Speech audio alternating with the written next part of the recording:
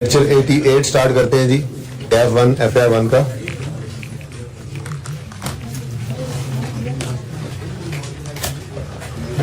जी। जरा ये बताएं कि इस सवाल का क्या बना है। हो गया चौंकार इंटरनेशनल? कितने बच्चों ने ट्राई किया यार? ये तो अब काफी दिन हो गए हैं। हो गया था सवाल जी। 14 की बात कर रहा हूँ, सामने देख लें, अल्लाह खैर करे। तो आंखें अल्लाह ने दी। कितने बच्चों ने पास पेपर 14 ट्रायल वाला चौंकार इंटरनेशनल अटेम्प्ट किया और हो गया? अच्छा, मैंने सोल्यूशन देके क्यों आया? कुछ एडजस्टमेंट। अच्छा, आपको प्रॉब्लम इसमें सिवाय रेड वाली लाइन के, वो तो थी नहीं ना आपके सवाल में, समझे? रेड लाइन तो मैंने कहा था इग्नोर करनी है। उसके अलावा कोई एडजस्टमेंट मसला है तो बताएं, वरना फिर मैं ये बताऊं कि इसे क्यों इग्नोर किया है और उसके बाद फिर आगे चले। इस रेड वाली लाइन के अलावा कोई मसला है तो बताएं। कोई एडजस्टमेंट समझ नहीं आ रही इसके अलावा? ये तो हमने कहा था ना इग्नोर करना है, इसको छोड़ें, इसको तो अभी समझाता हूं। इसके अलावा कोई सवाल की एडजस्टमेंट जो अभी समझ नहीं आ रही वो मुझे बता दे, मैं आपको समझा दूं। नहीं है कोई? स्पॉन्सरशिप वाली, हाँ, इसमें इसको माइनस क्यों करना था? देखें, आपने वॉक ऑन डायबिटीज डे मुनक्किद की, उस पर आपके कुछ खर्चे आए। आप इनकम एंड एक्सपेंडिचर अकाउंट के अंदर इनकम्स और एक्सपेंसेस शो किया करते हैं, ऐसे ही है? अच्छा, अब वॉक ऑन डायबिटीज डे एक इवेंट था, ठीक है जी। इस इवेंट पे कुछ इनकम्स होनी थी, कुछ एक्सपेंसेस होने थे। इनको नेट करने के बाद अगर नेट में इनकम आए तो उसे इनकम्स में शो करना था, एक्सपेंस आए तो एक्सपेंस में शो करना था। अब थोड़ा सा मुझे हेल्प ये करिएगा कि मुझे वो फिगर बता दीजिएगा। स्पॉन्सरशिप का मतलब है डायबिटीज डे के ऊपर आपकी इनकम ये हुई। आपको इवेंट कराते हैं ना, तो स्पॉन्सर से आपको पैसे आते हैं। तो sponsorship walk on diabetes day पर कितनी रिसीव हुई थी? 2.2 मिलियन, ठीक है। लेकिन डायबिटीज डे के ऊपर एक्सपेंसेस कितने आए थे? वो असल में ये एडजस्टमेंट भी है ना, इसलिए टोटल बता दो। 3.8 लेजर से निकाला ना, ये डायरेक्ट तो नहीं उठाया। अच्छा, अब इन दोनों को नेट करो तो नेट में 1.6 का एक्सपेंस आ रहा है। तो इसका मतलब walk on diabetes day incomes की बजाय एक्सपेंसेस में हमने शो करना था। ये मैंने पहले दिन ही बता दिया था, बल्कि दूसरे दिन वॉक ऑन डायबिटीज डे, और इस तरह से आपने 2.2 माइनस 3.8 1.6 एक्सपेंसेस में शो कर देना था। अब इसमें क्वेश्चन क्या है? तो सर वही था, तो इसको नेट जो करना था। हाँ, नेट करते हैं। नेट में अगर ये पॉजिटिव आता तो इनकम में शो करते हैं। इसलिए करवाते, ये इसलिए काम किया करते हैं। मैंने आपको दूसरे लेक्चर में ये बात बताई थी कि अगर इस पे अब हमें एक्सपेंस पड़ा है ना, तो अगली बार को मैं कहेगा ना यार वॉक नहीं करवानी, तो हम कहेंगे रहने दो यार, जे को देने पैसे देने, बचता तो कुछ है नहीं, ठीक है। अच्छा, और कोई क्वेश्चन इस सवाल में नहीं है? अब आते हैं इस बात की तरफ। मुझे बताएं, अपना सोल्यूशन ओपन करके मुझे बताएं, एक्सपेंसेस में क्या कुछ आ रहा था? ऐसी तरह दो चार चीजें बता दें। सैलरीज ऑफ डॉक्टर्स आ रही थी, सैलरीज ऑफ एडमिन स्टाफ, और क्या आ रहा था? यूटिलिटीज में बिजली के बिल वगैरह, फिर मेडिसिन भी कंज्यूम आ रही थी, सप्लाईज कंज्यूम्ड आ रही थी, हॉस्पिटल सप्लाईज, डेप्रिसिएशन और इक्विपमेंट वगैरह की आ रही थी, और मिसकलीनियस एक्सपेंसेस भी आ रही, रेंट भी आ रहा था। तो हो गया, बस ठीक है। अच्छा, अब नॉन प्रॉफिट ऑर्गेनाइजेशन है, गरीबों का मुफ्त इलाज होना है, ठीक है। अब जो गरीब अस्पताल में आया, उसका जो मुफ्त इलाज होना है, वो मुफ्त इलाज पे क्या कुछ हमारा लग रहा होना है? डॉक्टर्स काम कर रहे होंगे, एडमिन स्टाफ यूज हो रहा होगा, बिल शील का हिस्सा कहेंगे जी बिल आ रहा है, सब कुछ खर्चा हो रहा है, मेडिसिन वो कंज्यूम करेगा, सप्लाईज कंज्यूम होंगी, इक्विपमेंट जिसपे एक्सरे मशीन के ऊपर मिसाल के तौर पर उसका एक्सरे किया, डेप्रिसिएशन वो यूज हो रही है, और छोटे मोटे एक्सपेंसेस, रेंट वगैरह सब कुछ तो इधर एक्सपेंसेस में पड़ा हुआ है। तो जो हमने एक्सपेंसेस टोटल इनकर किए हैं, उन एक्सपेंसेस के अंदर ही ये वाले फ्री ऑफ चार्ज पेशेंट्स हो चुके हैं एंटरटेन, ठीक है ना। इनसे हमने कुछ रिसीव नहीं किया, और जो हमने ये सारे खर्चे किए हैं, इन खर्चों के अंदर उन लोगों को भी हमने अकोमोडेट किया हुआ है। मेडिसिन कंज्यूम में उन लोगों की मेडिसिन भी शामिल है, डॉक्टर्स की सैलरीज हमने टोटल दी है, इनमें डॉक्टर्स ने उनके ऊपर भी जो है वो वक्त लगाया है, एडमिन स्टाफ ने इनको भी सर्विसेज दी हैं, अस्पताल की फैसिलिटीज इनके लिए भी इस्तेमाल हुई हैं। तो इसका मतलब जो फ्री ऑफ कॉस्ट सर्विसेज दी हैं, वो कॉस्ट ऑलरेडी हम बियर कर रहे हैं, उनसे कुछ भी रिसीव नहीं किया, और इन खर्चों के अंदर उनके खर्चे भी शामिल हैं। इसलिए इसको क्या करना था? इग्नोर करना था। क्या करना था? इग्नोर। बात समझे हो? नहीं भी समझ आई तो बस ठीक है, इतना ही कहना था। अच्छा जी, अब आते हैं मॉडर्ना की तरफ। मॉडर्ना स्पोर्ट्स क्लब, कैसा था ये सवाल? इजी था। हाँ, जो भी नर्व्स को कंट्रोल रखता है ना। अब परिचय में जब ये सवाल आया उन्हें, तो जिन बच्चों के तो हाथ पांव फूल गए होंगे उनको कुछ नहीं समझ आई होनी, और जिन बच्चों ने कहा उन्हें कोई नहीं आन दो, देखते हैं तुम्हें, आ जाओ जरा जी। हाँ देखो तरतीब है ना। अब सवाल पढ़ते हैं, जरा मैं इसको डिस्कस कर लूं, ठीक है, क्या ख्याल है? उसके बाद छोटी मोटी पेंडेंसीज आज रिमूव करके कल इंशाल्लाह ईपीएस स्टार्ट कर देंगे, ठीक है। जो इसके अंदर नॉन प्रॉफिट ऑर्गेनाइजेशन के स्टैंडर्ड्स हैं, मैंने कहा था लर्निंग ऑब्जेक्टिव 6 से ऑनवर्ड्स, वो आपने बिल्कुल नहीं पढ़ने, उसको मैं देख लूंगा। थ्योरेटिकल पॉइंट ऑफ व्यू से कोई चीज आपको पढ़ानी है तो भी निशान लगवा दूंगा, वो बहुत ज्यादा टाइम वेस्ट हो जाएगा वरना उसके ऊपर, ठीक है ना। समझ आनी कुछ नहीं है आपको, जो जरूरत की चीज होगी थ्योरेटिकल पॉइंट ऑफ व्यू से वो भी मैं आपको बता दूंगा रिवीजन क्लास में, जो एंड वाली क्लासेस है, ठीक है। और अगर कोई सवाल करना हुआ मेरे दिल में आई कि कैश फ्लो बना लें, इसकी भी कोई अगर जरूरत पड़ी सवाल की तो वो भी मैं ही बताऊंगा, नहीं तो जरूरत नहीं है, टॉपिक आपका ये भी तैयार है, ठीक है। लेकिन आपने जितना कहा था उतना पढ़ा घर पे, उसमें कोई मसला तो नहीं आया आपको? लर्निंग ऑब्जेक्टिव 5 तक जो कॉन्सेप्ट्स कवर किए हमने, उनमें किसी को मसला तो नहीं है? चले ठीक है। अब IS 1 का आई थिंक कोई MCQs रहते हैं या वो भी हो गए हुए हैं? IS 1, IS 8 क्लियर है? अच्छा, मुझे अभी याद करवाना है, IS 7 के अंदर MCQ 11 एक ऑनलाइन के बच्चे ने कहा हुआ है क्लास में करवा दीजिएगा, तो मुझे याद करवाना है। मैं भी ये सवाल डिस्कस कर लूंगा ना जब खत्म हो जाएगा। तो फिर कितने बच्चों ने वैसे ये सवाल अटेम्प्ट किया है? कम है यार, ये तो ज्यादती है। ये जिन्होंने अटेम्प्ट किया है इनसे हो गया था? चलें फिर मैं अप्रोच करता हूँ, सारी डिस्कस सवाल कर ही लेते हैं, डिस्कस 1 बाय 1 चीजें। लेकिन देखो अब सवाल को पढ़ के पता लगेगा ना, लगता है फिर पेंडेंसीज ही रहेंगी। अच्छा, और अच्छा जी, वैसे तो 31 जनवरी कहा जाता है सिलेबस एंड होना, लेकिन चाहे 3-4 दिन प्लस माइनस नहीं प्लस हो जाए, वो मैक्सिमम ये होगा कि जो उसके बाद वीकेंड आ रहा है ना, उस तक मेरी कोशिश होगी कि आप लोगों को विद रिवीजन फ्री कर दूं, यानी कि 4 है या 5 है जो भी इससे सैटरडे संडे बन रहा है, उस तक फिर आपको और कोई पेंडिंग चीज ना हो, कोई रिवीजन क्लास लिए मैं दोबारा फिर नहीं बुलाऊंगा। कॉन्टिन्यूटी के अंदर ये क्लासेस चल रही होंगी, जो रिवीजन है वो फिर एंड पे इसी के अंदर क्लब कर दूंगा, क्योंकि जहां तक मुझे नजर आ रहा है आसपास देखें ना, कुछ चीजें नई ऐड हुई हैं, कुछ पुरानी निकली हैं, तो जाहिर सी बात है वो 105 से 10 लेक्चर्स जो एस्टिमेट किए गए हो सकता है 105 पे हो जाए, हो सकता है 110 पे जाए, ये पता नहीं होता, क्योंकि नए टॉपिक्स पता लग रहा होता है बच्चे को पढ़ाते हुए। आसपास से जो खबरें मौसूल हो रही हैं उनके हिसाब से तकरीबन 5-1 दिन में EPS हो जाता है, लेकिन हम उसको भी 6 से 7 दिन देंगे इंशाल्लाह, ठीक है। फिर रेशियोज का टॉपिक है, वो हर बार 4 एक लेक्चर्स में 5 में हो जाता है, उसको भी 6 दिन दे लें तो फिर भी हमारे पास एम्पल टाइम है। हम रिवीजन भी इन्हीं के, मेरी क्लासेस चली रही होंगी तो मैं कोई एक्स्ट्रा आपको ढेर सारे और के लिए नहीं बुलाऊंगा, बस मैं थोड़ा सा ना इस सेशन को मतलब 31 की बजाय 4-5 जो संडे सैटरडे बन रहा है वहां तक एक्सटेंड कर दूंगा। उसी के अंदर आपकी जो रिवीजन है, छोटी मोटी पेंडेंसीज हैं हर टॉपिक के अंदर, एक तो मुझे भी टाइम मिल जाएगा, दूसरा आपको भी टाइम मिल जाएगा। हम इस तरह से डिसाइड कर लिया करेंगे जब 31 तक, मेरी कोशिश ये है 31 तक हम एक बार ये प्रिंसिपल ही पूरा कर लें, फिर उसके बाद मैं और आप इस तरह से चलेंगे कि मैं आपको कहूंगा कि यार देखो ये पहले 5 का जो बंच है ये आपने अब रिवाइज करके आना है, तो फिर आप लोग भी पढ़ के आएंगे, मैं भी देख के आऊंगा, और जो चीजें मुझे लगेंगी वो मैं आपके साथ शेयर कर दूंगा। थोड़ी सी आपकी रिवीजन आपकी हो रही होगी। रिवीजन क्लास में मैं कोई सवाल कराया और दोबारा नहीं करवाता, किसी टॉपिक का सवाल पूरा नहीं करवाता।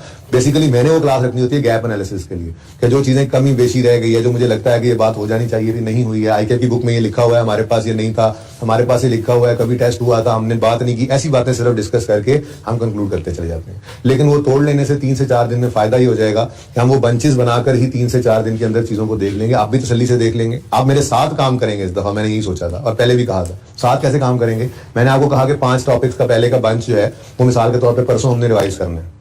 अब आपने ICAP की स्टडी टेक्स्ट सारी एक दफा पढ़ लेनी है, उन चैप्टर्स की कोई चीज पढ़नी है, समझना नहीं है, जस्ट पढ़ना है, देखना है, कोई ऐसा लफ्ज, कोई ऐसा जुमला, कोई ऐसा कॉन्सेप्ट तो नहीं है जो हमने नहीं पढ़ा हुआ वहां पढ़ा हुआ है, ठीक है। ICAP ये कहता है कि मैं अपनी बुक से बाहर नहीं जाता, तसल्ली हो गई आपकी। फिर क्वेश्चन बैंक के क्वेश्चंस ऑलरेडी हमारे पास हुए पड़े होते हैं, पास पेपर्स में हमने किए होते हैं, क्वेश्चन बैंक में उनको एक नजर सिर्फ गुजारते जाए, हाँ जी ये सब चीजें हो गई हैं। MCQs जो करने वाले होंगे अगर नहीं डिस्कस हुए तो मैं डिस्कस करता जाऊंगा।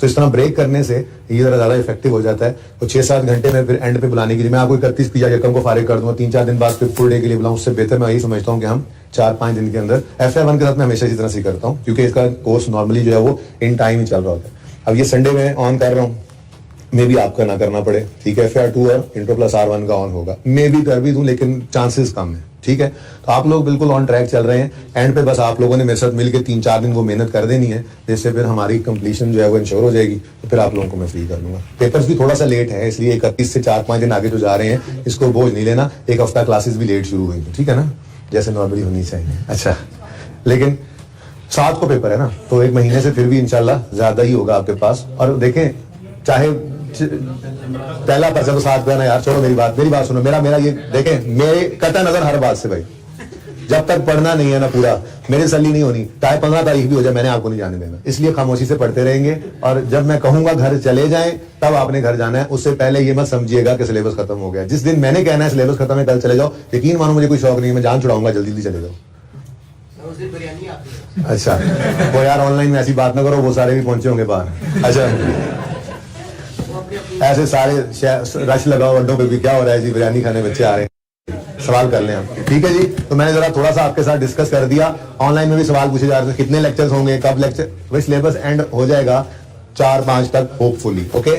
लेकिन प्लस माइनस होता ही है, थोड़ा कम हो गया तो भी ज्यादा नहीं होगा इंशाल्लाह। मेरी कोशिश ये है कि यहाँ तक आप कवर कर लें। बाकी इंट्रो प्लस R1 वाले थोड़े से ज्यादा आगे जा रहे हैं, कोई नहीं, FAR2 वाले भी जा रहे हैं, हमेशा से ही FAR2 और इंट्रो आगे जाया करते थे, तो पढ़ते हैं। A fire broke, आग लग गई in the office of Moderna Sports Club and burned all the accounting records। भाई पास पेपर 14 में मैं सोच समझ रहा हूँ, अब कोई मसला नहीं है आपको, मैं इसलिए आगे जा रहा हूँ। पक्की बात है ना, अगर किसी ने अभी तक नहीं किया उसको तो प्लीज कर लीजिएगा। वो ट्रायल वाला वाहिद सवाल ही हमारे पास है, तो ट्रायल फिर वो देकर सवाल पूछ सकता है आपसे, ठीक है। अच्छा जी, आग लग गई और सारे अकाउंटिंग रिकॉर्ड जल गए। और वो जले भी कैसे, वो जैसे वो सेक नहीं लग जाता किसी चीज को, कागज पे सेक लगा, फौरन उठा लिया, कुछ जगह जल गई, कुछ जगह बच गई, ये उस तरह की असल में हुआ है। यहाँ से चीज जली, यहाँ से जला हुआ है। वो कहता है the accountant was able to retrieve a burned copy. Accountant ने सर पे कफन बांधा और आग में कूद गया और एक फाइनेंशियल स्टेटमेंट्स की कॉपी उठा लाया, लेकिन सेक उसको भी लगा हुआ था, ठीक है। Accountant was able to retrieve a burned copy of financial statements of MSc for the year ended 31/20। However few information as indicated by capital alphabets was unreadable. ठीक है जी, वो थोड़ा सा जल गई थी उस जगह से। The retrieve copy is as follows. अब कुछ फिगर्स इसमें मिसिंग हैं। आसान था, मुश्किल नहीं था। जैसे मिसाल के तौर पे ज्यादा आसानी की तरफ से चलते हैं, ठीक है, क्योंकि ओपनिंग बैलेंस फंड का निकालना है 2020 का, तो ये इसका मतलब है कि ये क्लोजिंग है 2019 का। 2019 का क्लोजिंग चाहिए तो उससे पहले इनकम एक्सपेंडिचर की फिगर चाहिए, ठीक है ना। और इनकम एक्सपेंडिचर की फिगर नीचे, मैंने माना है कि इनकम एक्सपेंडिचर की फिगर कहीं से नहीं निकल रही, लेकिन कम से कम इस साल का इनकम एक्सपेंडिचर बन के एक्सेस शॉर्टेज तो आ सकता है, हो सकता है फिर कहीं से ओपनिंग क्लोजिंग निकल आए। लेकिन ये A, B और C में बड़ा मसला था। बड़ा मसला इसलिए था कि ये एंड पे निकलने वाली फिगर्स होती हैं, इसलिए इनको तो साइड पे कर दो। अब D से ऑनवर्ड्स हम चलते हैं, तो सारी फिगर जब निकल आएंगी तो फिर एंड पे इंशाल्लाह वो भी फिगर निकल आएगी, ठीक है ना। तो D में यूटिलिटीज का ओपनिंग मिसिंग है। अब यूटिलिटीज का ओपनिंग मिसिंग है, आपको बस यूटिलिटीज का लेजर बना लेना था। छोटा सा लेजर बनाते हैं, छोटा सा यूटिलिटीज। अच्छा, अब यूटिलिटीज में बैलेंस शीट के अंदर आपको ओपनिंग, लेकिन लायबिलिटीज में पड़ी है, पेएबल है यूटिलिटीज, ठीक है, बिल शील पेएबल। ये ओपनिंग आपको नजर नहीं आ रहा, इधर सेक लग गया, लेकिन क्लोजिंग मौजूद है 25, ठीक हो गया, ओके। उसके बाद टक शॉप का रेंट है, तो मैंने कहा ये जरा लिख लेना तीनों, उसके बाद आगे चले जाएंगे फिर, ठीक है ना। A, B और C को तो हमने एंड पे आके जो देखना है, तो रेंट का लेजर भी बना लेता हूं मैं, जो मिसिंग है उसका लेजर बनाए। ये अब एसेट्स में पड़ा है, इसका मतलब ये प्रीपेड रेंट होगा ना, तभी ओपनिंग प्रीपेड आ रहा है, क्लोजिंग को सेक लग गया है। उसके बाद खैर से बैंक साहब है, ये बड़ा तफसीली लेजर होगा, आपको पता है, जरूरी भी नहीं है तफसीली हो। बहरहाल रिसीट पेमेंट नीचे पड़ा तो है, लेकिन उसमें सारी चीजें नहीं है, ठीक है ना। अच्छा चलो इसको बाद में देखते हैं, इसको वहीं से पूरा कर लेंगे। जब वो पड़ा हुआ है तो वहीं मिसिंग फिगर मैं लिख दूंगा, जरा मेरी जगह बच जाएगी, ओके। अच्छा, तो बैंक भी बहरहाल हमें क्लोजिंग चाहिए, वो बैंक अवेलेबल नहीं है क्लोजिंग, ठीक है। बैंक का मतलब ये नीचे रिसीट पेमेंट, ये क्लोजिंग इसलिए नहीं निकल रहा क्योंकि इसमें 3-4 फिगर्स मिसिंग है, बस। कोई नहीं, अल्लाह करेगा 3-4 चीजें ये भी निकल ही आएंगी, हिम्मत नहीं हारनी होती बस, ठीक है ना। अब बैंक रह गया और ऊपर कुछ नहीं रहता, बाकी 3 तो मैंने कहा उसको छोड़ दो, नहीं निकले तब भी छोड़ दो, पर्चे में छोड़ के आ जाएंगे, ठीक है, इतनी फिगर्स तो निकाल के दे आएंगे, ठीक है। अब रिसीट पेमेंट है हमारे पास और इनकम एक्सपेंडिचर है हमारे, बनाए हुए अकाउंट से बेचारों के जल गए, ठीक है जी। और सिर्फ यही बचे हैं, बाकी तो सब कुछ ही जल गया है, फुल लेजर लूजर सॉफ्टवेयर भी सब कुछ, एवरीथिंग हैज बीन बर्न्ड, सिर्फ ये बची है। तो फिर अब इनकम एक्सपेंडिचर के अंदर सबसे पहले क्या नजर आ रहा है आपको, सैलरीज। सैलरीज मिसिंग है तो सैलरीज का लेजर बना लो। अच्छा, अब सैलरीज है, अब सैलरीज पेएबल भी हो सकती हैं, प्रीपेड भी हो सकती हैं। अब ये सवाल ही बताएगा, हम जी फिगर ढूंढने अब चल पड़े हैं, ठीक है जी। तो बैलेंस शीट में आते हैं, तो बैलेंस शीट में सैलरीज पेएबल नजर आ रही हैं 41 और 52। अच्छा, तो एडवांस भी लिख लेंगे, इसमें क्या मसला है। यानी कुछ लोगों को सैलरी पे करनी होती है, पेएबल है, कुछ को एडवांस भी दिया हुआ, तो एडवांस इसी लेजर के अंदर रिसीवेबल लिख लेंगे, समझ आ रही है जी। किधर है, हाँ ये पढ़ी है, ओपनिंग 15 है, क्लोजिंग 18 है, ठीक है जी, डन। चलो अब आगे चलते हैं। अब इसकी 4 फिगर्स निकल आई हैं, अब इसको घर पहुंचा देते हैं पहले, ठीक है जी। तो सैलरीज की फिगर, एक्सपेंस की फिगर आती किस तरफ है सैलरीज एक्सपेंस के लेजर में? मुझे नहीं पता किस तरफ आती है, हमें तो सिर्फ कैश का पता है। भाई याद रखो, बच्चे ही रहना ज्यादा अच्छा होता है, ठीक है ना, जैसे बच्चे रहना ज्यादा अच्छा होता है, बच्चे बन के रहो, हर बार सोच लिया करो। एक्सपेंस के लेजर में कैश जब सोचकर एक्सपेंस लिखोगे तो कभी गलती नहीं होगी तेजी में भी। तो एक्सपेंस के लेजर में कैश डबल एंट्री अपनी बचपन वाली किया करो, एक्सपेंस डेबिट कैश, तो कैश इस तरफ आना है, ठीक है। अब मुझे नहीं पता तो फिर एक्सपेंस की फिगर इधर आएगी, ठीक है। अच्छा, अब रिसीट पेमेंट के अंदर हमें सैलरीज पेड नजर आ रही है 560, ठीक है। तो कैश की फिगर सवाल के अंदर गिवन है, ये रिसीट पेमेंट बना हुआ है, मैंने बहरहाल कैश यहां पर आपको समझाने के लिए लिख दिया। तो बैलेंसिंग फिगर इतना फर्क भी कोई नहीं पड़ा है, 560 और 5, अच्छा जी, बैलेंसिंग फिगर 568। अब ये कौन सी फिगर मिसिंग थी जो ढूंढने निकले थे जी, एक बार निकाल लो फिगर, ठीक है ना। अच्छा, ये अलग से, क्योंकि उसने रिक्वायर क्या किया हुआ है जरा देखो, उसने क्या कहा, determine the missing information as indicated by, और साथ ही उसने कहा है redrafting of above statements is not required. तो हम भी नहीं बना रहे भाई, देखो ये फिगर्स निकालते जाओ, पर्चा मौजूद होगा ना, पर्चे के ऊपर ही लिख देंगे उसके आगे फिगर्स, तो काम चल जाएगा। जहां जरूरी चीज होगी सिर्फ वही बना लेंगे, ठीक है ना। अच्छा, अब सैलरी रन जी, बोलो जी इज ओवर, ये कौन सा है जी, ये हमने जी लिख दिया, ये मैंने जी लिखा हुआ है, अगर आपको लग रहा है तो ठीक है, नहीं भी लग रहा तो यही है। आगे जी, यूटिलिटीज, यूटिलिटीज एक्सपेंडिचर में नजर आ रहा है, यूटिलिटीज का लेजर हमारे पास मौजूद है, एक्सपेंस इस तरफ आता है, इस तरफ तो रिसीट पेमेंट वाला कैश ही आ सकता है, ठीक है, एक्सपेंस तो इस तरफ आएगा। अच्छा, अब एक्सपेंस सवाल ने दे दिया, कहीं एक्सपेंस दे रहा है कहीं कैश दे रहा है। एक्सपेंस कितना गिवन है जी, 221, लेकिन हमने देख लिया था कि मिसिंग है यूटिलिटीज।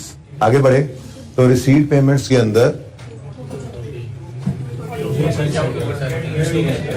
ये यूटिलिटीज पे होती नजर आ रही हैं 214 की, तो 214 यहां पर आ गया। अब 3 चीजें होगी पूरी, तो बैलेंसिंग 18 यहां पर ओपनिंग आ गया, ठीक है। इस तरह सवाल चिन्ह चलना था ये 18।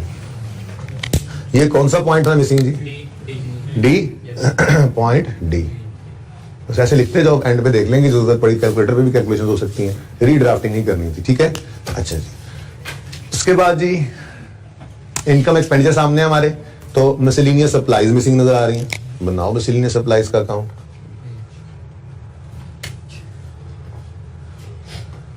अच्छा, miscellaneous supplies, office supplies, stationery, याद आ रहा है, स्टॉक ऑफ क्रॉकरी, ये वही लेजर है, एक्सपेंस का लेजर, मेडिसिन कंज्यूम्ड, यहीं से इसी एक जैसी नाम बदल रहे हैं बस, एक ही जैसे लेजर है, ठीक है ना। तो आज कूल डाउन लेक्चर है, ठीक है ना। हाँ, जो कुछ यहां तक पड़ा हुआ है वो पूरा कर लेना है, कल से फिर 2 छोटे रेशियोज ही रह गई हैं, ईपीएस भी एक रेशियो है, ठीक है ना। तो बेसिकली रेशियोज के ऊपर ही हमारे अब आगे 10 को दिन लगने या 12 लग जाए, जितने भी लग जाए, तो ईपीएस भी एक रेशियो है और बाकी फाइनेंशियल रेशियोज भी हैं, तो बस दोनों ही रेशियोज रह गई, ओके। तो कल से फिर नए कपड़े पहन के ईद वाले आएंगे, नया टॉपिक शुरू हो रहा है ना। अच्छा, मिसलेनियस सप्लाईज जो हैं वो मिसिंग है। अब ओपनिंग स्टॉक भी पड़ा हो सकता है, क्लोजिंग भी पड़ा हो सकता है, अनयूज्ड अगर हो, अनयूज्ड हो, ठीक है। उसके बाद ये मिसलेनियस सप्लाईज बिल्कुल एक एक्सपेंस साथ लिख लेता हूं आसानी के लिए, एक्सपेंस का लेजर है, तो कैश आएगा इस तरफ डेबिट साइड पे, और एक्सपेंस जो कंज्यूम की फिगर होती है वो यहां पर आ जाएगी, ठीक है।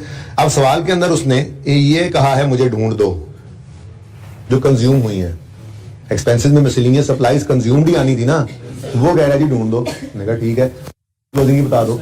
उसने कहा जी एसेट्स के अंदर मिसलेनियस सप्लाईज पड़ी हैं, ओपनिंग 10, क्लोजिंग मेरा, अच्छा ओके। अब रिसीट पेमेंट में से, अल्लाह करे रिसीट पेमेंट में से कोई मिल जाए, तो पेमेंट्स में आकर देखा ओ मिसलेनियस सप्लाईज खरीदी हैं 132 की, तो 132 यहां पर आ गया।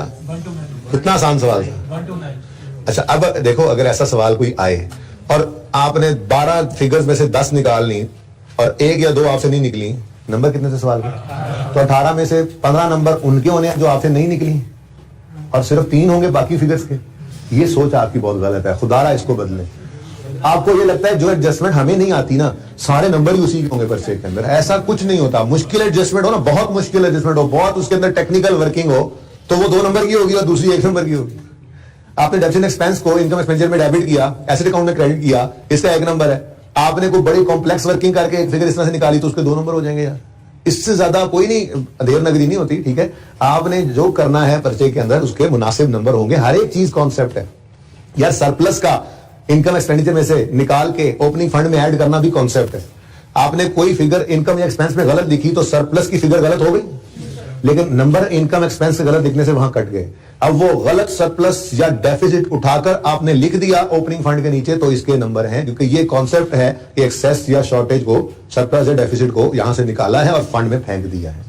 तो प्लीज आपने सवाल जैसा मर्जी आ जाए, बस आपने एक चीज को इंश्योर करना है, जैसे आप थोड़ी बहुत मेहनत करते रहे टेस्ट के अंदर, ज्यादा मेहनत, अब जो टेस्ट रह गए हैं, ठीक है, टर्म टेस्ट में कैसी मेहनत की आपने, मैंने आपको कहा था टर्म टेस्ट को 2-2.5 समझ के करना है, ठीक है। आप लोगों ने नहीं समझा तो अभी मॉक है, बहरहाल एक आधा टेस्ट और भी हो जाए, शायद क्लास में कर लेंगे ना हुआ तो, ठीक है ना। तो कहने का मकसद ये है कि आपने बस करना है कि सवाल जैसा मर्जी हो, पर्चे के अंदर आपने टाइम वेस्ट नहीं करना, डरना नहीं है, स्पीड से सवाल में जो समझ आए करते जाना है, मैक्सिमम अटेम्प्ट करने की कोशिश करनी है। एटलीस्ट 90% आपका टारगेट होना चाहिए कि मैंने पर्चा अटेम्प्ट करना है एटलीस्ट, ठीक है। तो इंशाल्लाह पास हो जाओगे। सवाल पर्चा जैसा मर्जी आएगा आपको पर्चा पास हो जाएगा। मुश्किल हो तो सबके लिए मुश्किल होता है, सारे पाकिस्तान के लिए मुश्किल ही होता है, फिर आप अकेले नहीं होते जिसके लिए मुश्किल होगा, ठीक है। आसान सवालों में नंबर जाए ना, मुश्किल में फाइट करके, मुश्किल सवाल के अंदर मुश्किल एडजस्टमेंट सबके लिए मुश्किल होती है, सिर्फ आपके लिए मुश्किल नहीं होती, ठीक है ना।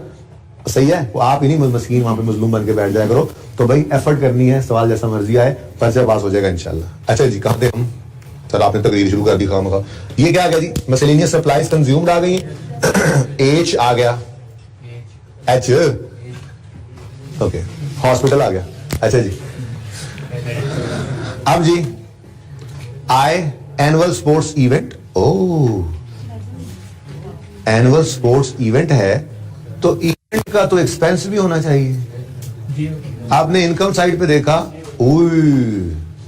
यानी कि एक इवेंट कराया है, उन्होंने ये नहीं लिखा था इवेंट एक्सपेंस है, और एक्सपेंस लिखा होता अपनी तरफ से गलत बनाया होता तो इधर इनकम लिखी होती।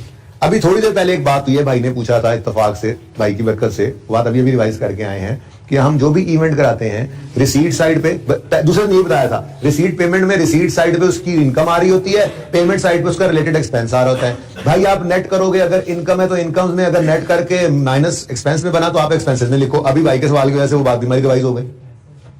अब इनकम एक्सपेंडिचर के अंदर इवेंट क्रेडिट ये एक्सपेंस साइड पे आ रहा है, ठीक है। इसका मतलब अगर नेट किया होगा तो नेट में क्या निकला होगा? लॉस, एक्सपेंस निकला होगा, तभी तो वो एक्सपेंसेस में पड़ा है। लेकिन इस चीज को सेकंड करने के आपको नजर आएगा टेनिस कोर्ट फंड कॉन्ट्री, ये contribution for annual sports event, ये आपकी फिगर रिसीट और रिसीट्स में आ रही है, और एनुअल स्पोर्ट्स इवेंट यहां से और कंफर्म हो गया, ठीक है। यहां से और कंफर्म हो गया कि ये इवेंट वही है जिसमें, वो भी कर लेते हैं, ठहर जाओ फिलहाल, ग्राउंड तो बनाने दो, ठीक है। यहां से और पता लग गया आपको कि ये इवेंट जो है ये वही वाला इवेंट है जिसमें एक रिसीट है एक तरफ और दूसरी तरफ पेमेंट, रिसीट पेमेंट की साइड पे पेमेंट के अंदर इसका एक्सपेंस पड़ा हुआ है। इनको नेट करके हमने शो करना होता है इनकम एक्सपेंडिचर में। अब जब इनकम एक्सपेंडिचर में जाती मारते हैं तो वो एक्सपेंसिस वाली साइड पे नजर आ रहा है। ये देखो ना, ऊपर मैंने हेडिंग जरा नीचे आ गई, एक्सपेंडिचर साइड पे नजर आ रहा है। इसका मतलब इनको नेट करने से नेट में एक्सपेंस बना होगा, ये तो पता लग गया हमें। लेकिन साथ ही साथ यही पता लग गया कि ये जो आई वाली फिगर है ये दो फिगर से मिलकर बनेगी नेट फिगर। बात समझ रहे हो, ठीक है। अब contribution for annual sports event है, मतलब ये पैसे आए। एंट्रेंस फी है 86 की, ये पैसे भी आए। ये ऐसे क्यों हुआ पड़ा? अच्छा, नहीं आना थल्ले, चलो। अच्छा जी, ये 86 नजर तो आ रहा है ना सही, इधर गायब भी हुआ, चलो ओके। बहरहाल रिसीट साइड पे ये रिसीट्स हुई हैं इस इवेंट की, और पेमेंट साइड पे एक पेमेंट भी नजर आ रही है। 89 प्लस 86, 49 प्लस 86 कितना बनता है? हाँ? यहीं से पता लग रहा है कि इनकम कम है और एक्सपेंस ज्यादा है। लेकिन एक बार तसल्ली के लिए ना, बैलेंस शीट के अंदर देख लो, कोई इवेंट से रिलेटेड एक्सपेंस पेएबल तो नहीं है, प्रीपेड तो नहीं है, फिर कोई इवेंट इनकम से रिलेटेड अनअर्न्ड तो नहीं है, रिसीवेबल तो नहीं है, ताकि एडजस्टमेंट करके फिगर ले जाओ। बात समझ रहे हो? तो अब हमने यहां पे आकर देखा तो ये भी पड़ा है। तो ये एक मजे की एडजस्टमेंट थी, पूरे सवाल में अभी तक यही आई, ठीक है। अब हमें क्या चाहिए? हमें चाहिए इवेंट इनकम, और हमें चाहिए इवेंट एक्सपेंसेस अलग अलग, इनको करेंगे नेट। अब इवेंट इनकम तो सीधी सीधी आ रही थी, इनकम तो रिसीवेबल कोई नहीं ना है, बोलो इनकम तो रिसीवेबल कोई नहीं, इनकम तो रिसीवेबल कोई नहीं ना, कोई आना पड़ी हो, मतलब ये तो सुकून से आपने 49 प्लस 86 कितना लिख लिया। लेकिन इस पे ना थोड़ा सा मसला था, ठीक है। तो इसके लिए आपने वर्किंग, मैंने नंबर नहीं लगाया वर्किंग के, ठीक है, वर्किंग आपने कर लेनी है, यानी आप इवेंट एक्सपेंसेस का लेजर ओपन कर लें।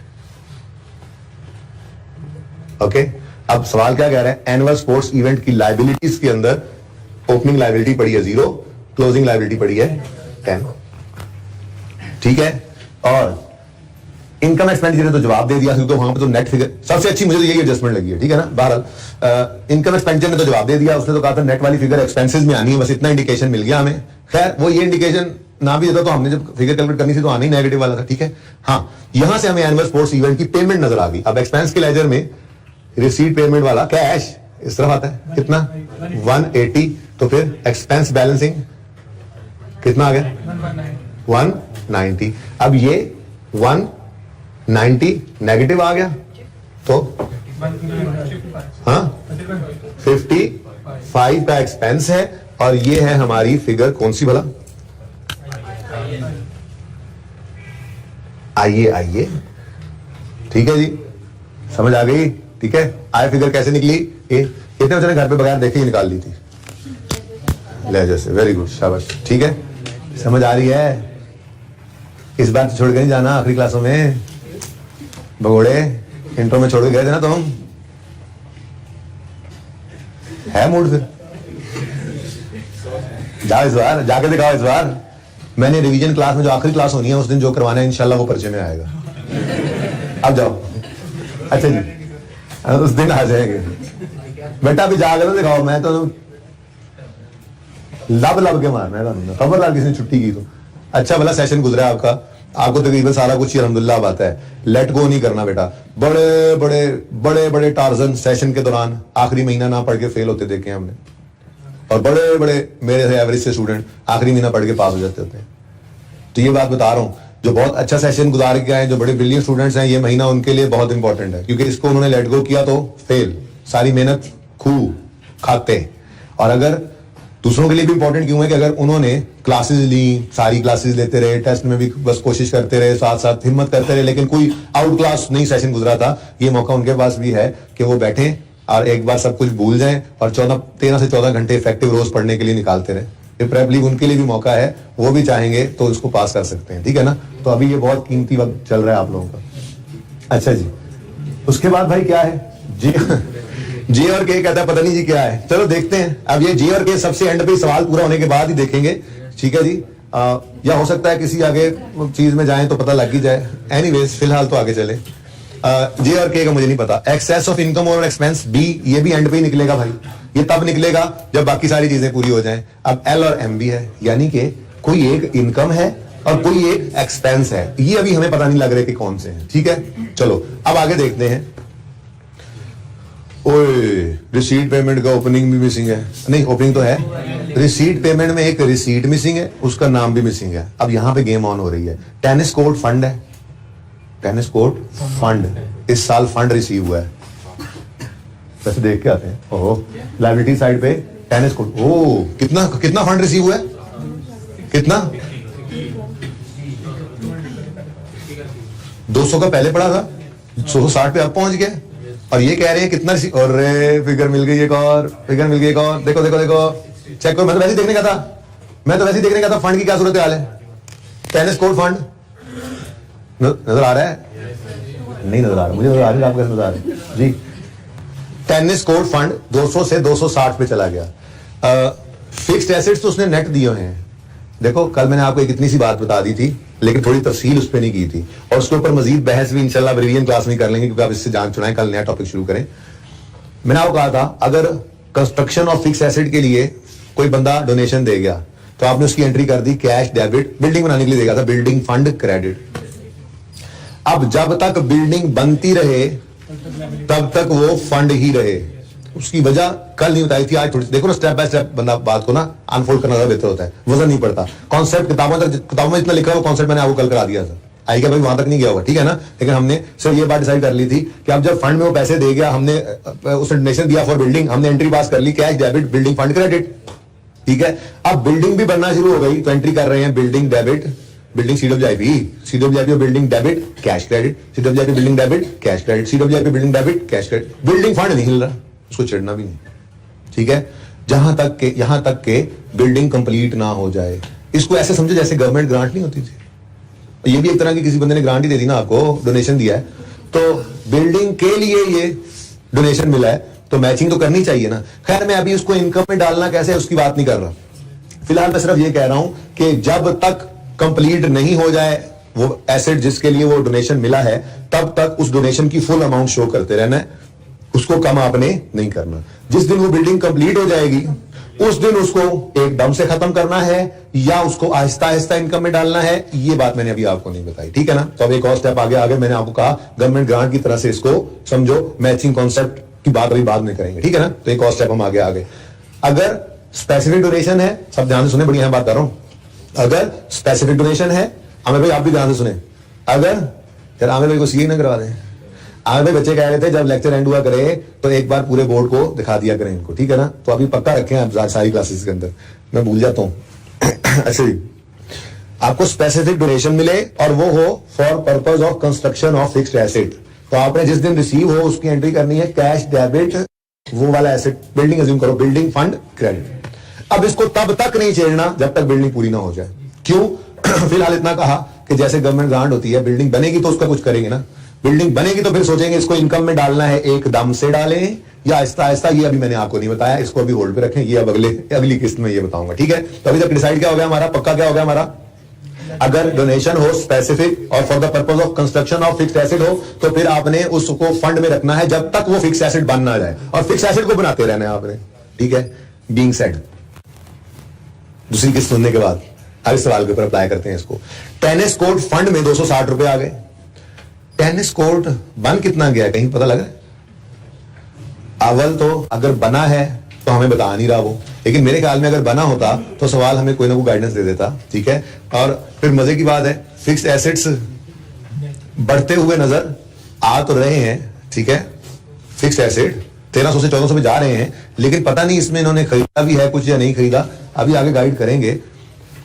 अगर टेनिस कोर्ट बन गया होता तो शायद वो बैलेंस शीट में नजर आता, फिर हम सोचते कि इसको कहीं फेंकना है। तो फिलहाल तो मेरे ख्याल में लोगों से फंड आ रहा है और टेनिस कोर्ट शायद बन रहा होगा, शायद अभी बन नहीं रहा होगा, पैसे इकट्ठे कर रहे हैं, वरना CWIP तो नजर आ जाता, ठीक है ना। तो इन एनी केस फिलहाल कोई टेनिस कोर्ट बन नहीं रहा, CWIP भी नहीं पड़ा, बन नहीं गया, सवाल ने ऐसी कोई गाइडेंस नहीं दी, तो फिर यूं ही समझ लेंगे ना कि पैसे अभी फंड में इकट्ठे हो रहे हैं, टेनिस कोर्ट बनाना है, उसके लिए फंड में लोग पैसे अभी दे रहे हैं और वो फंड इकट्ठा हो रहा है, और 60 रुपए का फंड इस दफा मजीद रिसीव हुआ है। तो इसका लेजर बनाऊं या रहने दूं? 200 से 260 पे गया है, तो ऐसे ऐसे छोटा सा लेजर बना देते हैं, लेजर इसी बना देते हैं, ठीक है जी। ये देखो टेनिस कोर्ट फंड ओपनिंग में कितना था 200, क्लोजिंग में तो 60 रुपए से पेमेंट की है, तो पेमेंट कंस्ट्रक्शन में ले आओगे, फिर आप फिक्स एसेट तो नेट लिखे हुए हैं, कर लेते हैं इसको, ठीक है ना। फिलहाल मुझे फंड तो लेकर आने दो, फंड के पैसे तो आए हैं ना, और ये तो कैश आया कि नहीं आया। अब मुझे बताओ इस फंड के अंदर अगर कोई पेमेंट करते भी हैं हम टेनिस कोर्ट की कंस्ट्रक्शन के लिए, तो उसको तो इस फंड में फेंकते नहीं, यही तो मैं कह रहा हूं, ये फंड अपनी जगह कायम है ना, ये 60 तो निकालने दो, ठीक है। ये अच्छा लिख लिया यहाँ पर, क्योंकि मैंने इसके साथ वो भी लिखना था ना, इसका नंबर P है, ओके। ऐसे ही मैं कह रहा था लेजर नहीं बनाते, ये रिसीट पेमेंट और ये P मिक्स हो रहे हैं यार, इस तरफ लिख देते हैं, इस तरफ जगह खाली पड़ी है P, ओके सही है ना। चलो अच्छा भाई, ले भाई टेनिस कोर्ट फंड में पैसे आ गए हैं, ठीक है। Oh, construction of tennis court is happening, wow. अब मुसीबत ये पड़ी आपको कि ये समझ आ गया ना, P हमने कैलकुलेट कर लिया है, मैं इसलिए फिलहाल इसको लिख नहीं रहा हूं, वैसे लिख भी सकते हैं, फिगर्स निकल रही हैं, मैं आगे ब्रैकेट में लिखता जाता हूं। मुझे जल्दी से बताओ सैलरीज निकल आई हैं, जरा बता दो यहां पे सैलरीज जी 568, चल जी पीछे हो जा, ठीक है जी। ये फिगर आ गई हमारे पास, अच्छा मुझे जरा ग्रीन तो करने दो कि हमने कैलकुलेट किया फिगर, ओके। उसके बाद एज कितना है जी 129, चल भाई। ओके, उसके बाद क्या आ गया जी अब तक? आई निकला है, हाँ 55। उसके बाद जी जे के नहीं निकला, बी नहीं निकला, एल एम नहीं निकला, पी आ गया जी। कितना? 60।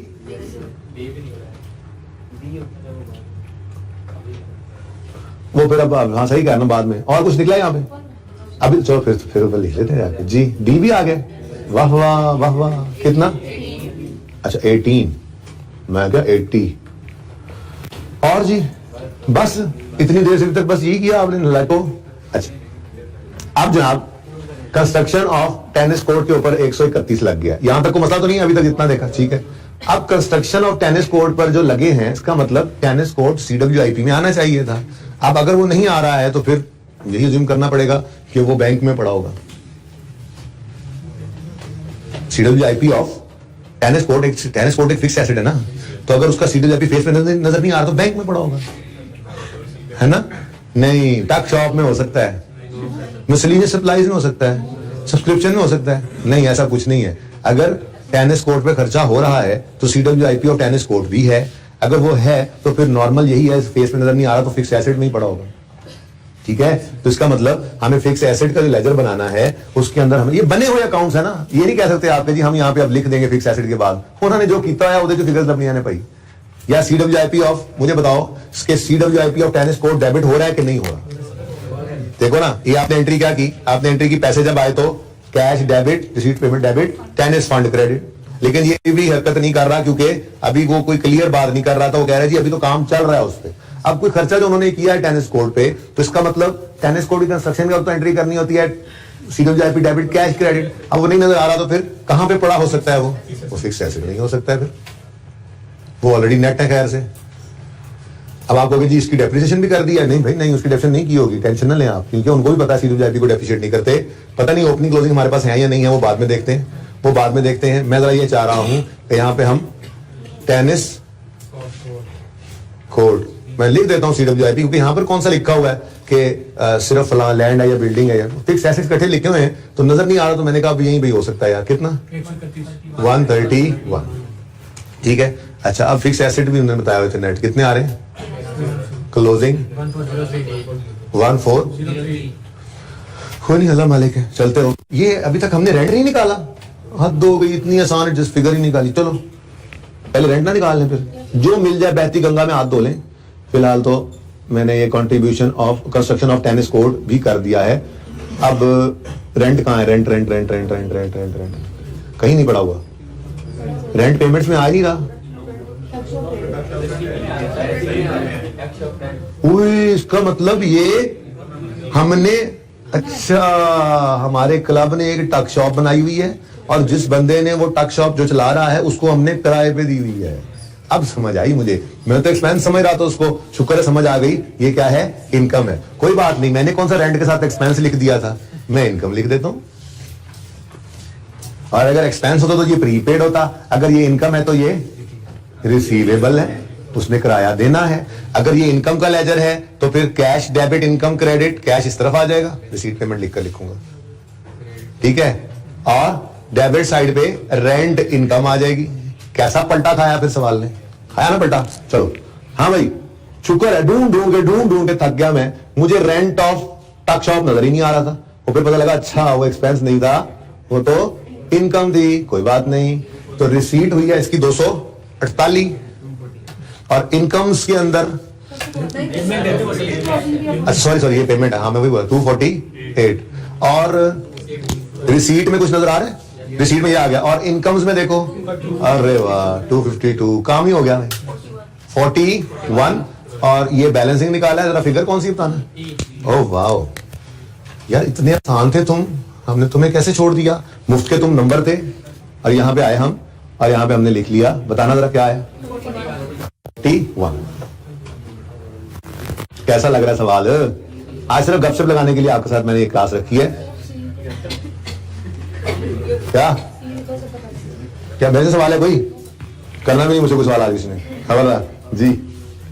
अच्छा अब सेल ऑफ फिक्स्ड एसेट नजर आ रहा है, स्क्रैप सेल नजर आ रही है, उस स्क्रैप सेल, स्क्रैप सेल ये एल और एम लग रहा है मुझे, चलो देख लेते हैं। और कोई सेल ना आई, ये वो पहले दिन वाला सवाल, सेल ऑफ डिवाइसेस, एंट्री क्या की थी, इनकम्स एक्सपेंसेस के अंदर डायरेक्ट लिख दिया था ना इनकम्स में, वो सेल ऑफ डिवाइसेस याद आ रहा है। पहला सवाल कौन सा, कराची सोशल क्लब, उसमें मैंने कहा था सेल, मैंने कहा था वो आया 3 डब्बे वाला चांदपुरे वाला, आपने डिवाइस उठा के बेच दी, ठीक है। वो डिवाइसेस जो आपने उसको बेची, उसके ऊपर जो पैसे आए रिसीट पेमेंट में डेबिट हो रहे हैं और आपकी इनकम में क्रेडिट हो रहे हैं, ठीक है ना। तो ये मुझे वही लग रहा है रिसीट के अंदर सेल ऑफ स्क्रैप। एनीवेज फिलहाल मैं कंफर्म नहीं कह सकता, लेकिन मुझे लग रहा है कि ये एल और एम होंगे। अगर कोई और इनकम ऐसी ना आई जो बेनाम इनकम हुई तो फिर यही है वो, ठीक है। सेल ऑफ फिक्स एसेट भी है, लेकिन पता है आपको सेल ऑफ फिक्स एसेट की वजह से या गेन आता है या लॉस आता है, और वो तो ऑलरेडी हमारे पास अवेलेबल है, लॉस है। एक्सपेंडिचर्स के अंदर डिस्पोजल ऑफ फिक्स एसेट का लॉस आ रहा है, इसका मतलब ये वाला काम तो नहीं हो सकता, इधर तो कोई और इनकम ही है। डिस्पोजल ऑफ फिक्स एसेट में तो लॉस आया हुआ है, देखो देखो नजर आ रहा है, सेल ऑफ फिक्स एसेट पैसे आए और ऊपर एक्सपेंसेस में disposal of fix asset, expenses में नजर आ रहा है, मतलब लॉस ऑन डिस्पोजल। लेकिन हमें पता है गेन लॉस नजर आ जाए, डिस्पोजल नजर आ जाए, अपने डिस्पोजल अकाउंट बनाना है, अभी लाजिम बनाना है, ताकि समझ आ भी रहा हो फिर भी हमने बना लेना, ठीक है। ओके चलो यार, मैं तो कहता हूं कि ये ना, ये दो चीजें हैं, इनको भी पड़का ही देते हैं, ठीक है। एक इसको भी पकड़ो, सेल ऑफ फिक्स एसेट है तो डिस्पोजल का लेजर बना लो,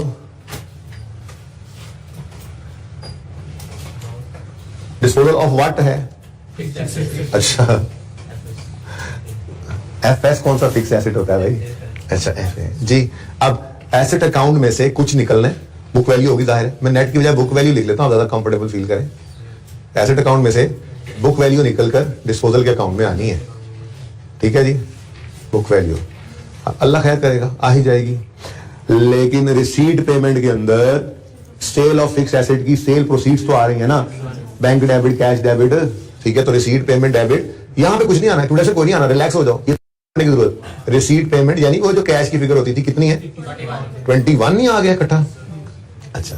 अब सवाल ने कहा ऊपर एक्सपेंसेस में डिस्पोजल ऑफ फिक्स एसेट पड़ा है, एक्सपेंसेस में डिस्पोजल ऑफ फिक्स एसेट पड़ा है, मतलब ये लॉस है ना। अगर इनकम गेन होता तो इनकम से पड़ा होता, ठीक है। अब डिस्पोजल के अकाउंट में लॉस किस तरफ आता है, हमने कहा जी सोच लेते हैं कोई नहीं मसला, क्रेडिट साइड पे बोला एक भाई ने, अभी चेक करते हैं। डिस्पोजल का अकाउंट डेबिट हो और पीएनएल सोच लेगा, पीएनएल क्रेडिट हो, गेन, इधर तो गेन आता है। डिस्पोजल का अकाउंट क्रेडिट हो और पीएनएल डेबिट, हाँ ये होता है लॉस। तो भाई ने सही बोला था, क्रेडिट आएगा इधर, क्रेडिट आएगा इधर, लॉस जी कितना, एक कितना मिलता है जुलता है, हाँ भाई। तो देखो ना, देखो 21 रुपए मिले और 8 का लॉस आया, तो फिर चीज तो महंगी थी ना, 29 रुपए की चीज थी हमारी, ये चीज को इधर लिख लो, चीज तस्वीर खींचते हुए जो बोलते हो आप लोग, हाँ वो वाली चीज नहीं। तो ये वर्किंग का रेफरेंस है ना, इस वर्किंग में हमने निकाला है, बैलेंस ही निकाला है, ओके। लेकिन इसने कहीं नहीं जाना था, और ये जहां जाना था जा चुका हुआ, ये जहां जाना था जा चुका हुआ, ये बस एक हेल्पिंग टूल था फिलहाल। शायद डेप्रिसिएशन हमारी ना सवाल में नजर नहीं आई और होनी है, वो शायद निकालने की तरफ चल रहे हैं हम, सफर जारी है हमारा। अच्छा अभी देखो बच्चों, इनकम्स एक्सपेंसेस के अंदर एक मेंबर सब्सक्रिप्शन आ रही है, एक टच शॉप रेंट तो हो गया, रेंट तो हमने ले लिया, ठीक है जी। और डोनेशन, स्पोर्ट्स इक्विपमेंट का डोनेशन आ गया।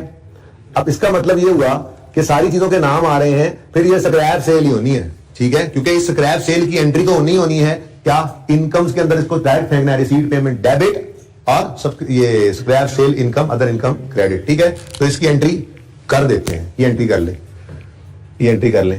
यहां पर क्या लिखोगे, स्क्रैप सेल, बाद में ना निकली तो काट देंगे यार, और क्या, स्क्रैप, ये जी हमें लग रहा है स्क्रैप सेल है, ठीक है। ग्रीन हम कैलकुलेट कर रहे हैं ना फिगर्स, ठीक है। और कोई जरूरत नहीं थी रीड ड्राफ्ट करने की, तो पर्चे में आप ये करते जा रहे हैं, आपको इतनी देर भी नहीं लगेगी, ये हाईलाइट करने वाली देर भी नहीं लग रही होगी ना आपको जी। नहीं तो ये टेंशन हो रही है कि पिछली क्लास में तो आप ये कर लिया, दोबारा ही करना पड़ेगा हाईलाइट, उनको वैसे ही जाने दो, हाईलाइट क्यों, वो को सकेले हैं, अच्छा ओके। लो भाई फिलहाल तो मैंने स्क्रैप सेल एल और एम भी निकाल लिए, ठीक है। तो scrap sale you are also now yellow, ये रह गया था येलो होने से, अच्छा जी, यानी कि कोई चीज छोड़े ना हम कंफर्म हो जाएगा, फिर सारा कुछ हो गया।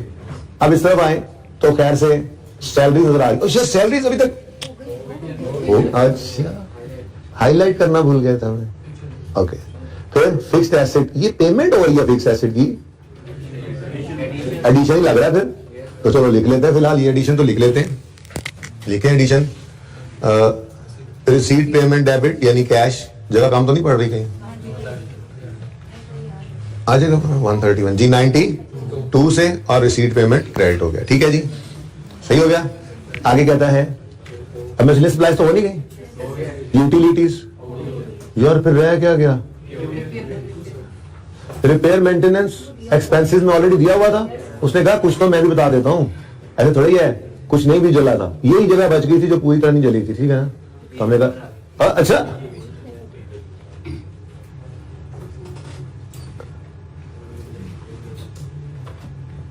भाई को रिपेयर के साथ कोई देख लो, एक्रूवल प्री पेमेंट तो नहीं है, तसल्ली है ना, ये देखो बस ये देख लिया करो। ठीक है, तो क्या आएगा 40 कैसे पता लगा आपको? अच्छा, ये आपने कैलकुलेट किया। ठीक है, सही है जी, एकदम से वक्त बदल गया, भाई कहने जज्बात बदल गए, और सिर्फ यहां पे पता लग जाए ना कोई एक रिसीट आनी है, पता नहीं क्या चीज है। मुझे लगता है सब्सक्रिप्शन अभी तक रिसीव नहीं हुई और इनकम भी आ रही है, और इनकम में सब्सक्रिप्शन इनकम मौजूद है, बैलेंस शीट में सब्सक्रिप्शन इन एरिया एडवांस पड़ी होगी, एडवांस ही पड़ी है, दोनों ही पड़ी है। कैश है, चलो भाई आ जाओ भाई, अपना पसंदीदा लेजर सब्सक्रिप्शन का अकाउंट बनाए। तो सफर शुरू कर दिया करते हैं, आप लोग मिलते जाते हैं, काफिला बनता है, सफर शुरू कर दिया करें, फिगर्स निकलती जाती हैं, सवाल होता जाता है। ठीक है, तो ओपनिंग में मेंबर सब्सक्रिप्शन एसेट्स में आ रही है, तो रिसीवेबल कितना है जी? Opening receivable 158, closing receivable 270, liability side पे सब्सक्रिप्शन एडवांस होगी, लायबिलिटी 25, क्लोजिंग 20, जैसे तुम लोग कहते हैं हम टीनेजर हैं, 21 का हूं मैं। अच्छा जी, मैंने कहा ओवर 20, ओके। उसके बाद भाई मेंबर सब्सक्रिप्शन, अच्छा ये इनकम है, इनकम, तो इनकम में कैश, रिसीट पेमेंट में जो कैश आता है। ठीक है जी, cash debit subscription income credit यहां पे आता है, और इनकम वाली फिगर इस तरफ आती है। अच्छा, रिटर्न ऑफ भी है, तो देख लेते हैं जरा, जगह थोड़ी सी और बना लेते हैं। Carry down 270। अच्छा जी सुनो, रिसीट पेमेंट के अंदर, सॉरी इनकम एक्सपेंडिचर के अंदर मेंबर सब्सक्रिप्शन आ रही है 919। हो गई ये फिगर? या लो, मेरा मजे का सवाल था, एंजॉय कर रहा हूं मैं, तो बैठ के करा रहा हूं आज सवाल, कमाल हो गया, कमाल। ऐसे ही सवाल होने चाहिए बस सारे। ओके, उसके बाद ये डोनेशन रह गया बस, और इधर यूटिलिटीज हो नहीं गया, ये यूटिलिटीज भी हो गया, तो ये येलो करें ना, ऐसे कन्फ्यूज कर रहे हैं, और सैलरीज भी हो गई, अब मस्कलेनियस सप्लाईज भी हो गई हैं, हो गई है ना मस्कलेनियस सप्लाईज। ये मेंबर्स सब्सक्रिप्शन रिटर्न ऑफ, इसको क्या करें? इग्नोर नहीं करना, कैश लोग का सवाल नहीं कर रहे हो, ये रिसीवेबल पड़े तो हैं, एंट्री सिखाई थी भाई, तो bad debt return of expense debit subscription का अकाउंट, तो बैड डेट रिटर्न ऑफ कितना जी? यार भाई फैसला कर लिया करो पहले जी। लो भाई, और एनुअल स्पोर्ट्स इवेंट ऑलरेडी हो चुका, अब इस पूरे इनकम एक्सपेंडिचर में क्या रह गया? डोनेशन है, मैं तो कहता हूं वो भी पड़का दें जरा, ताकि इसको जरा खत्म करें जी। ये फिक्स एसेट, इक्विपमेंट डेबिट और डोनेशन, तो डोनेशन लिख लेते हैं, डोनेशन ही लिखते हैं, ठहर जाओ ना, डोनेशन इनकम इक्विपमेंट की फॉर्म में आई थी। ठीक है ना, कितनी? 70। डन जी, चलो। अच्छा, हम निकले थे किधर? वो सब्सक्रिप्शन इनकम निकालने, सब्सक्रिप्शन इनकम। अच्छा, ये तो सब कुछ ही आ गया, अब ये तो सब कुछ कैलकुलेट हो गया, तो मेरे ख्याल में ये फिगर अब निकल सकती है। अगर कैलकुलेटर निकाल के पहले ये निकाल दो फिगर, फिर सब्सक्रिप्शन रिसीव निकाल लो। हाँ, ये इसी तरफ ही आ रहा है, जाहिर बात है, जला है, लिखा तो इधर ही हुआ था ना, यानी कि इनकम ज्यादा है एक्सपेंसेस से, तभी तो एक्सेस ओवर इनकम है। बेसिकली ये इनकम का टोटल करो, एक्सपेंसेस का टोटल करो, तो ये सरप्लस है। क्या है जी? अच्छा सॉरी, कहाँ है? और बता दो ना यार, तुमने खुद ही कहा सब कुछ हो गया। ठहर जाओ, ये दरमियान में क्यों नहीं आ रहा भाई? चलो, नजर आ रहा है बस थोड़ा बहुत। अच्छा, डेप्रिसिएशन ही निकाली, इससे मतलब डेप्रिसिएशन ही रह गई है, कमाल हो गया। चलो ठीक है भाई, अभी नहीं हो सकता, सॉरी, नहीं, ऐसे नहीं, वो जिस तरह चले थे पहले वो निकाल लें। हाँ सब्सक्रिप्शन कंप्लीट है 7 बैलेंसिंग आ गया 790। ये 790 कौन सा नंबर है? हाँ तो यही बचता था, ये एन और ओ। देखो ना, और तो कोई रिसीट बची नहीं है और सब्सक्रिप्शन मौजूद भी है सवाल में, तो इसका मतलब सब्सक्रिप्शन की रिसीट ये थी जो हमने अभी बैलेंसिंग निकाली। ठीक है जी, सब्सक्रिप्शन रिटर्न ऑफ नहीं लिखा हुआ हमने, लिखा तो हुआ है। अच्छा, और फिगर कितनी है भाई? 790। हाँ भाई, अब रिसीट पेमेंट क्लोजिंग निकल सकता है। अब तो कुछ मिसिंग ना रह गया। आपने निकाला 4,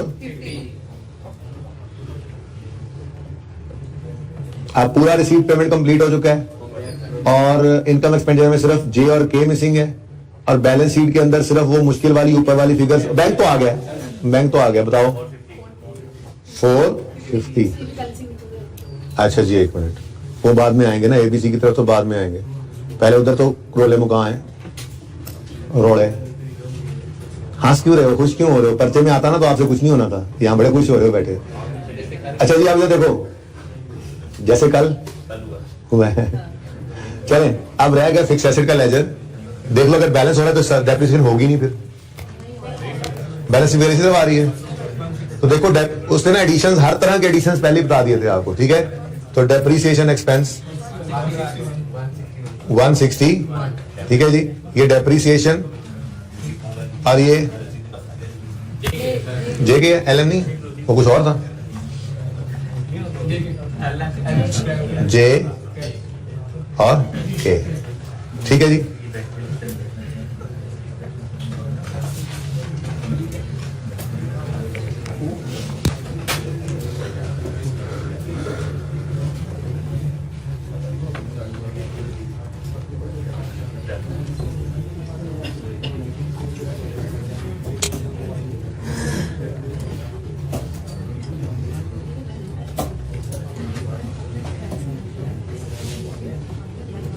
कितनी अमाउंट आई है जी?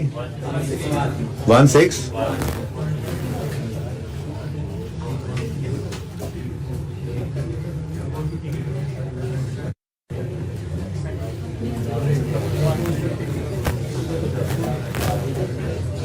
आप तो जज्बाती नहीं ना, मुझे आप बता दें, कुछ रह तो नहीं क्या? फिर ना कहना बात से।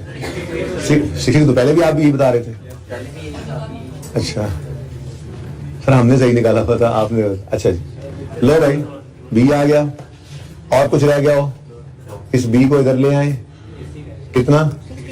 62। उसके बाद जनाब मेरे ख्याल में तो excess of income over expense अब निकल सकता है। कैसे निकल सकता है वैसे? बैलेंसिंग, क्योंकि इसका टोटल करें 2050, तो फिर इधर भी सब कुछ तो उसने किया हुआ है ना, आप थोड़ी बना रहे। तो 2050 ही होना चाहिए। अब ऊपर सारी चीजें गिवन है, तो ये सी बैलेंसिंग 180।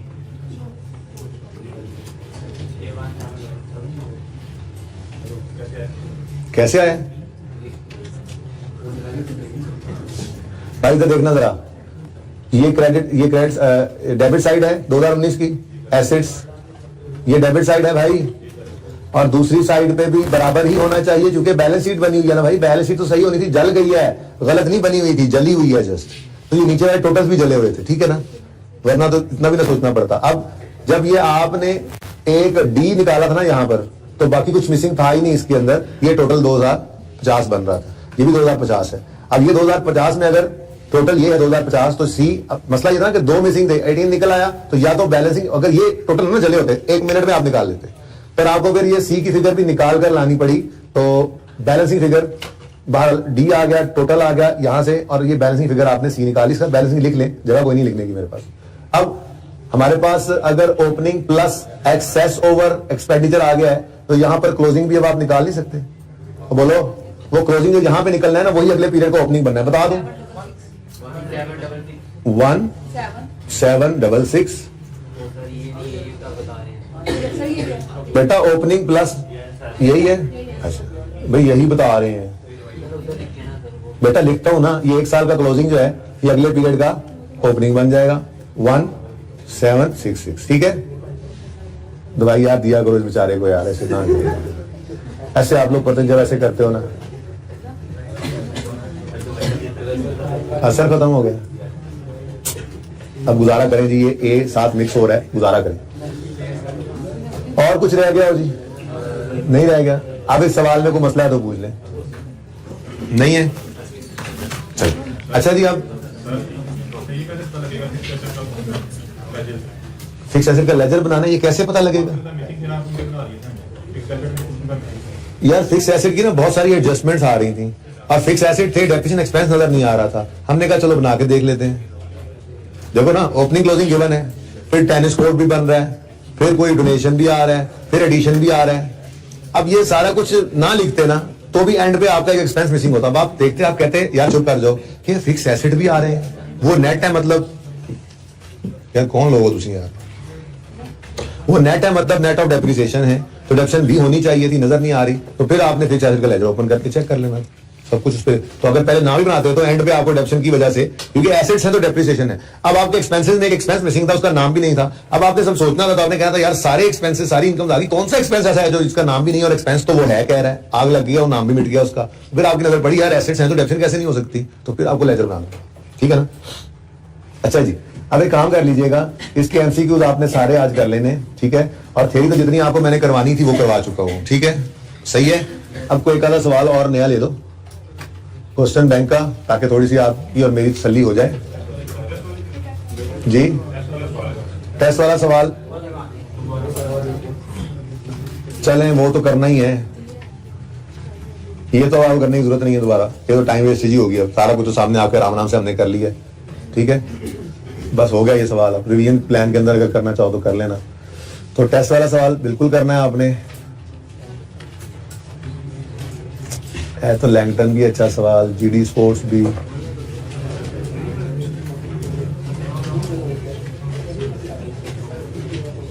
अच्छा जी, अब कभी ऐसा भी हो सकता है, ऐसा भी कभी हो सकता है, चले मैं कट शॉर्ट कर लेता हूं जरा चीजों को, कि आपसे वो रिसीट पेमेंट अकाउंट बनवा ले। ऐसी सूरत में क्या करेगा, आपको इनकम एक्सपेंडिचर अकाउंट दे देगा। ऐसा भी तो हो सकता है, इनकम एक्सपेंडिचर अकाउंट दे दे, बैलेंस शीट दे दे, और सवाल में कहे मुझे रिसीट पेमेंट बना दो। फिर तो कोई मसला नहीं है, आप इनकम एक्सपेंसेस पहले लिख रहे होगे, कैश बैलेंसिंग आ रहा होगा। जैसे एक प्रैक्टिस क्वेश्चन आपको देता हूं होमवर्क में, ये जरा मुझे होमवर्क लिख के भेज देना, अगली क्लास तक याद ही नहीं रहता मुझे तो उनको क्या होमवर्क, आपको क्या होमवर्क दिया, क्योंकि आपके होमवर्क की बेस पर ही उनको होमवर्क मिलना है।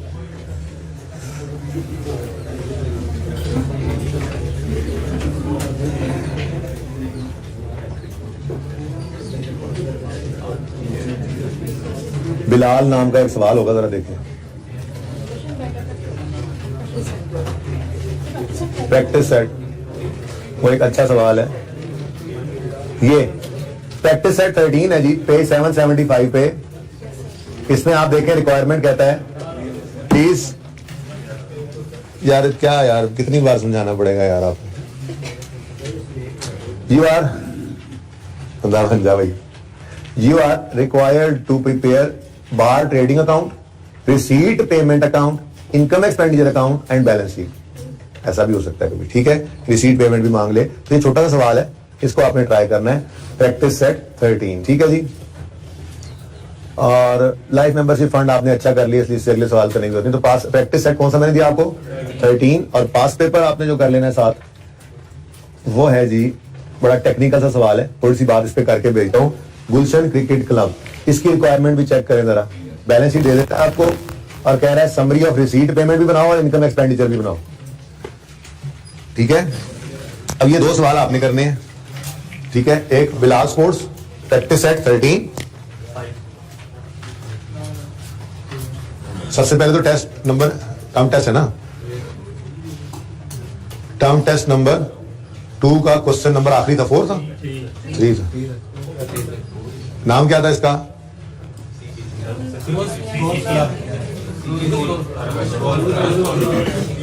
इनकम एक्सपेंडिचर वाला सवाल करना टर्म टेस्ट में। Practice set 13, Bilal sports club, और जी जी, आप पेपर्स के बाद कर लेना बेटा, अप्रैल में कर लेना, कोई नहीं मसला। गुलशन, अगर अच्छा एक टॉपिक क्लोज हो रहा हो ना तो अच्छा कर लेते होते हैं उसको क्लोज, ठीक है। अच्छा, एमसीक्यूज टोटल कितने हैं? चलो इसमें माफी दे देता हूँ, एमसीक्यूज 58 है ना। अच्छा आप नहीं, ट्राई बेस पे पहले 10 करके देखना, आपको कुछ ऐसा, अक्सर तो क्वेश्चंस ही आपको नजर आएंगे पास पेपर वाले टूटे हुए उसके अंदर, ठीक है ना। तो जस्ट चेकिंग के लिए एमसीक्यू पहले 10 करके देखना कैसा फीडबैक है, इससे ज्यादा नहीं करने, टाइम जाया नहीं करना फिलहाल। मजीद जो भी करने होंगे एमसीक्यूज मैं खुद बता दूंगा, या 10-10 करके रोज करते रहेंगे, ठीक है। आपका ये होमवर्क है आज का, ठीक है जी। कौन सा लेक्चर है? लेक्चर 88। भाई ये ना एंड के ऊपर आपने ये यहाँ पे लगा देना है आमिर भाई, ठीक है ना। Kaif 1 FAR 1 only. अच्छा आप सुनो, गुलशन की थोड़ी सी गाइडेंस ले लो, क्योंकि गुलशन ने बड़ा तंग करना है, लेकिन इंट्रो के अंदर ना आपने रिवर्स वर्किंग सीखी हुई थी, उससे थोड़ी सी हेल्प मिलेगी आपको।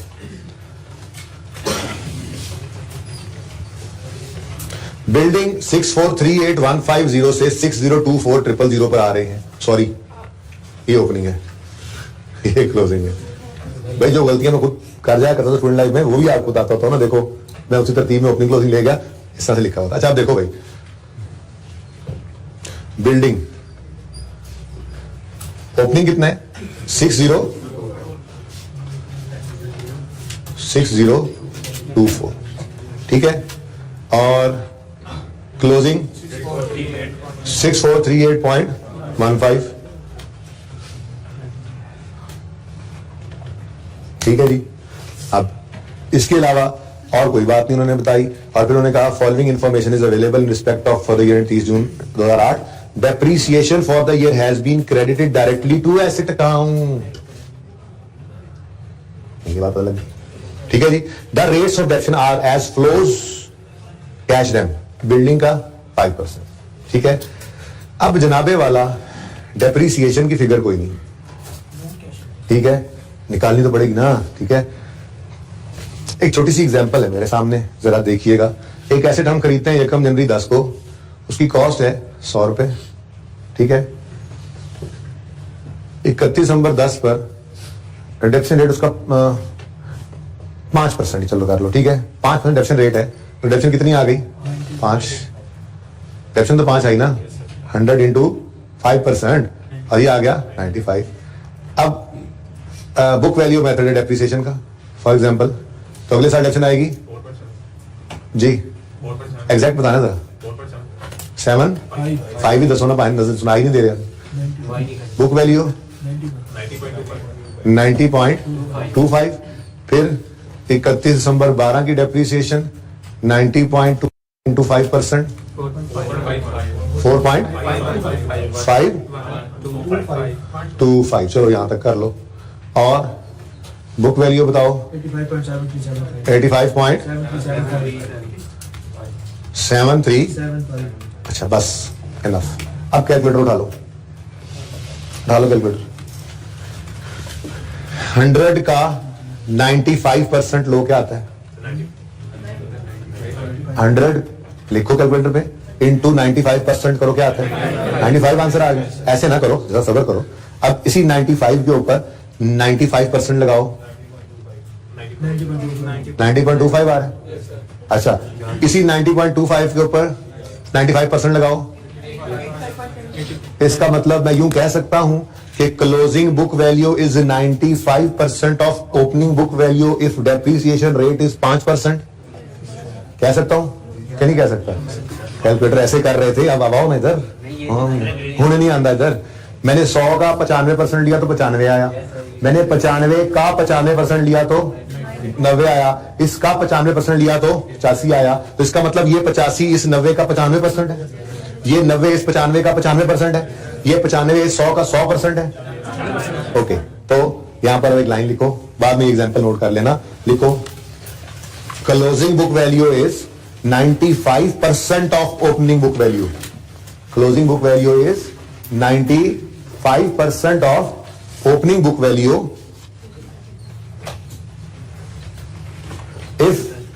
if depreciation rate is 5% WDV,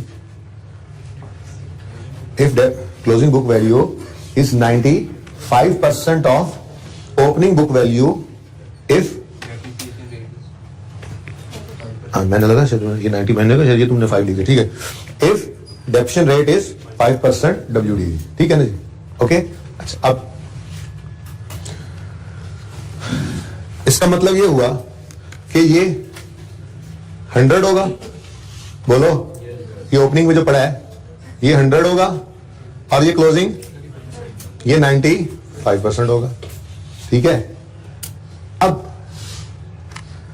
closing से ओपनिंग की तरफ जाना है, ठीक है, और मुझे चाहिए 5%।